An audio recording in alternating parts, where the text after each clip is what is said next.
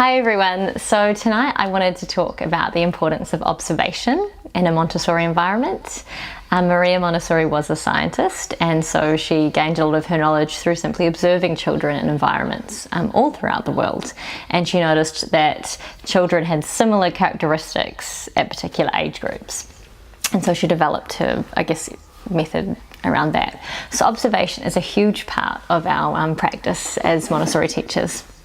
And I was lucky enough to attend a conference earlier this year and heard a Montessori teacher, Wendy Khaleesi, speak, and she talked about observation. And she talked about the 7 stages of observation that you go through as teachers, because it's really hard to observe as a teacher sometimes because there's so much going on and you're wanting to keep an eye on everyone. So to just sit down and observe your classroom can seem often like the opposite thing that you want to do in a busy situation.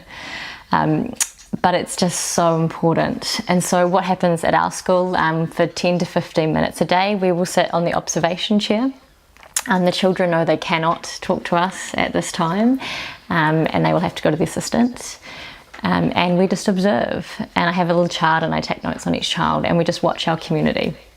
At the start, when you start observing, it's actually really hard. It feels like a long time. And you do things like you kind of give an evil stare to a child that might be misbehaving, and you have to get rid of all that and all the judgment and actually just truly watch your classroom.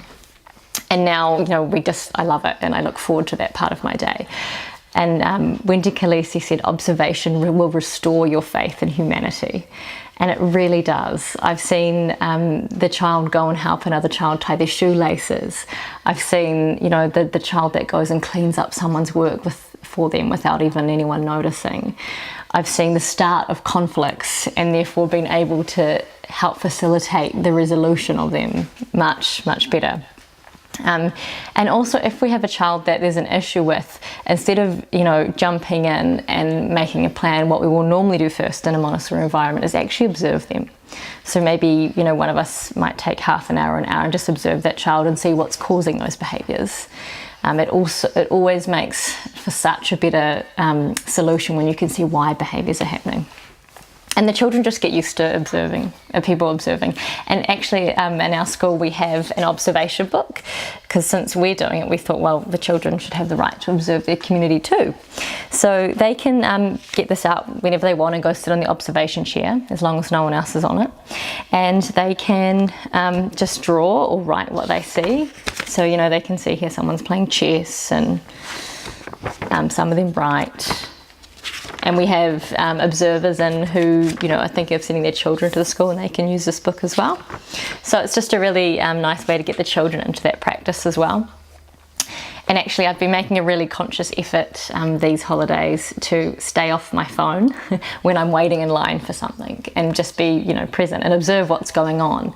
And I've had some really wonderful conversations. I was getting my car fixed today, and I had this lovely conversation with this old man about his life, and got his whole life story. And it just really does restore your faith in humanity. And it's something we can practice in our everyday lives, but is also a wonderful part of the Montessori philosophy.